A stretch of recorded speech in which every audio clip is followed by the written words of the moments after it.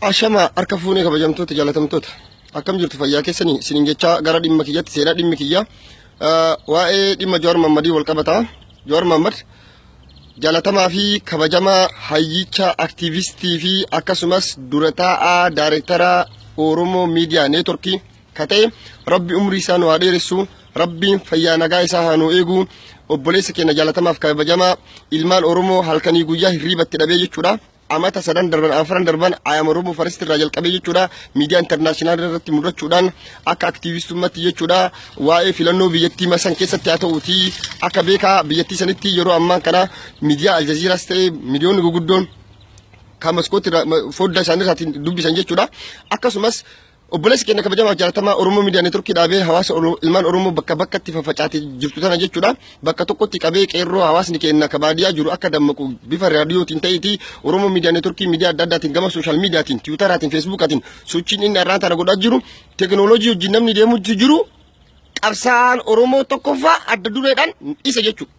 Namni teekinooloojii wajjin yoo ammaan kana dargaggoota wajjin wal marachaa jecha dargaggoota dhagahaa maaliif hoogganaa fedhan taane arraan inni anaaf hooggansa ana cala anaaf Jawaar Mohammad jechuun maaliif yoo ka jennu taate nuti arraan tana Jawaar Mohammad feesbuuka kiyyaan teekistoo godheef naa deebisa deebii maaliif waan an jedhuuf ilaalcha koomentii an kennuuf san fudhatee jechuudha. Har'aan tana dheengadda inni irarii barreessisaniif jechuudha. Warreen misunderstanding yookaan hubannoo dhabdan jechuudha. Warreen hedduun waan hedduu jettanii jettan. Fakkeenyaaf nuti mucaa kana jechuudha guddisuu qabna gama tasgabboofne jechuudha bifa obbolummaatiin.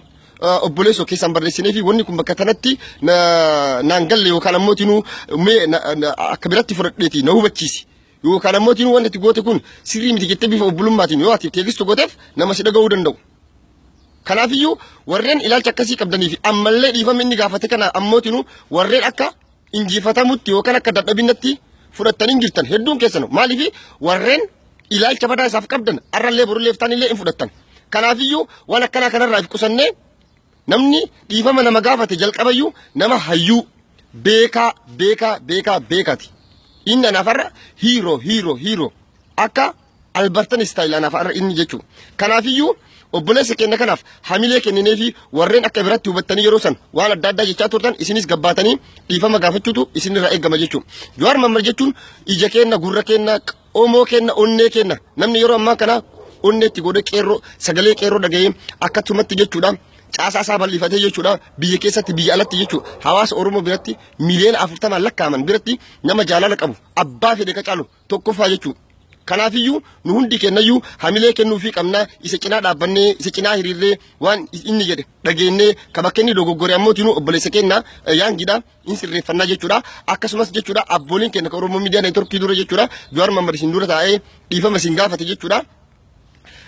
Inni beekaadha isinis abbaa keessanii isinis abbaadha ilma keessanii. Kanaafiyyuu hundi keessanuu akkasumatti jechuudha isa bir cinaa teettanii hamilee isaa kennitan hundi galata guddaa qabdanii galatoomaa injifannoo kan uummata Oromooti Oromiyaan ni bilisoomti. Kanaafiyyuu obboleessa keenya kan hirriba dhabutti jiru kanaaf jechuudha hamilee kennaafi hamilee guddaa kennaafi warreen ammootinuu ilaalcha addaa qabdaniif ilaalcha keessan chumatti. Kanaafiyyuu hamilee kennuufii qabna galatoomaa nu jiraadhaa injifannoo kan uummata Oromiyaan ni bilisoomti.